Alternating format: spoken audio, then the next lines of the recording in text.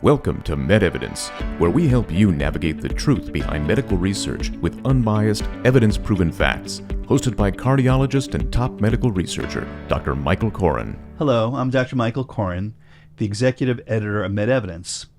And I have a great opportunity. This is really going to be fun. I'm very excited about this, to work with a colleague and partner, Dr. Victoria Helow, who is an adolescent specialist, but also somebody that works in the emergency room. And she brought this issue to my attention, which is that here in North Florida, we're having this epidemic almost of diarrhea and vomiting that's due to norovirus.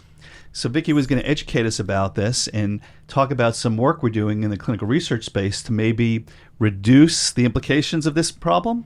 So Vicki, just introduce yourself for the audience and tell people who you are and what you do day to day. So I'm Victoria Helow, and I do, in fact, do clinical research, as well as work in the emergency room seeing primarily pediatric and adolescent patients. And as Dr. Koren said, recently it's really been horrible to see these patients in the ER and wish we could do something more than we can right now for them. All right, so let's start with the basics for the audience. So what is norovirus? Norovirus is a virus that is extremely contagious, and one of the more difficult ones to kill. Even COVID is easier to kill. You can Really? Yeah, you can use the hand sanitizers and wipe it down and get rid of that virus, but this one's a little tougher because it's... Now, is this the same thing as what I learned about in medical school called Norwalk virus? Norwalk virus, Okay, exactly. so now, the same old-fashioned, and it's still around, and we're how right. old? And we went to school when? And this virus is still around. All right. Well, thank you for keeping me up to date here, because I don't want to use the old terminology. Yes, it is. The new terminology is norovirus, and still causes the same disease. So describe what happens to people when they get norovirus. Well, we always know when they're coming in the ER just because they present with the nausea, and just as they vomit, they also have their diarrhea. So God. Unfortunately, it's both. It's messy and it's miserable. Okay. And Hard to keep clean underwear. Hard to keep clean underwear. It's really, we know when the season is here, and this is the month. November to April is the most common time to have it. And that's what we learned in medical school. It was a winter disease. Yes. I guess because people are in more close contact with each other? Probably in close contact, and then just because of being in the close contact, something as simple as vomiting near somebody else can spread it throughout the room. Wow. Causing, like you said in the beginning, almost an epidemic. Wow. And although there's only about 2,500 outbreaks per se... Only 2,500? per year, Yeah. Those outbreaks can involve hundreds to 1,000 people. Oh, wow. Because of how rapidly this can spread, but more importantly, how strong of a virus it is. Right. So I think I'm remembering this correctly from medical school, is that norovirus is the most common virus that causes acute gastroenteritis. Yes, Is that still true? Exactly. 20% of all cases are norovirus. Mm-hmm. We don't routinely test specifically for this because it's pretty classic. Mm-hmm. But there have been outbreaks that have been so big that they have been tested. I don't know if you learned about the one in medical school about the person vomited in the restaurant.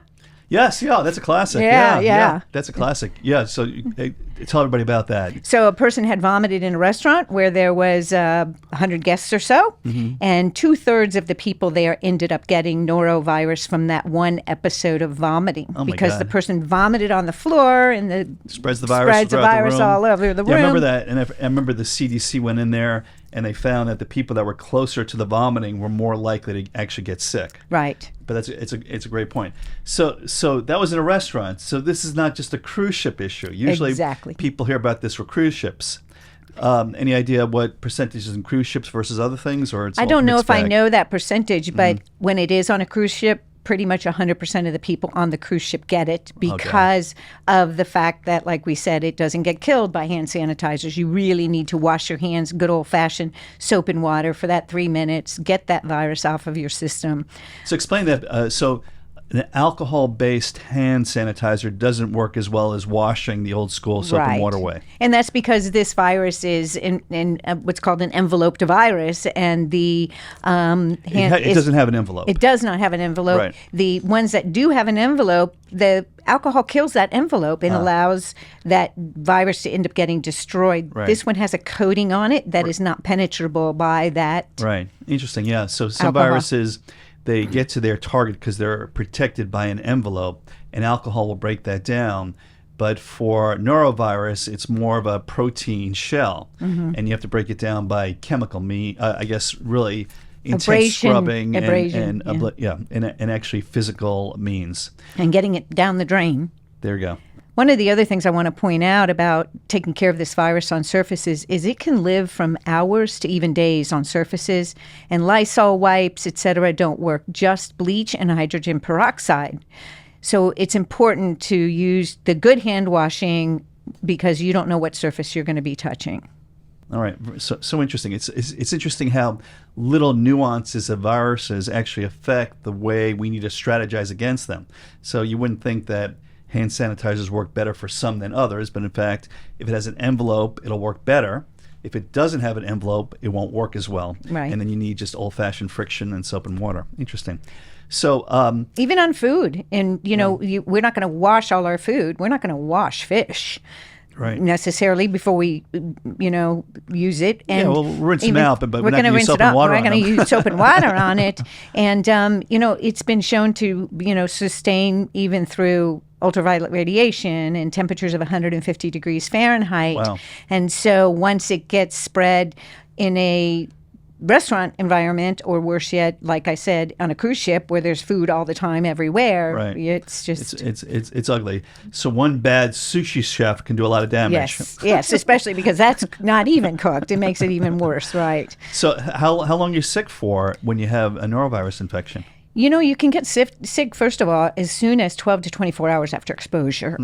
Sickness is usually 24, maybe 72 hours. But unfortunately, you continue to shed the virus even beyond that. And that's where we see in the emergency room, it's not uncommon to see 2 or 3 members of the family there even at the same time. Wow. And then learn that somebody else had it a day before. And then sometimes I even hear them say, wow, he got over it in like 12 hours and she's had it going on day 3.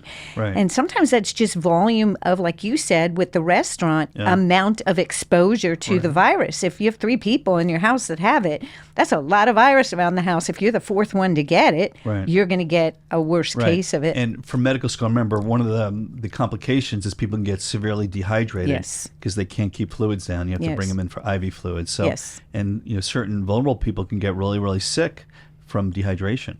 The number one incidence actually in this country, if you don't count cruise ships for sheer numbers, most of norovirus cases are actually in adult living facilities and in the hospital. Makes sense. Because once it gets in the hospital, same thing. Yeah. Exactly. Yeah.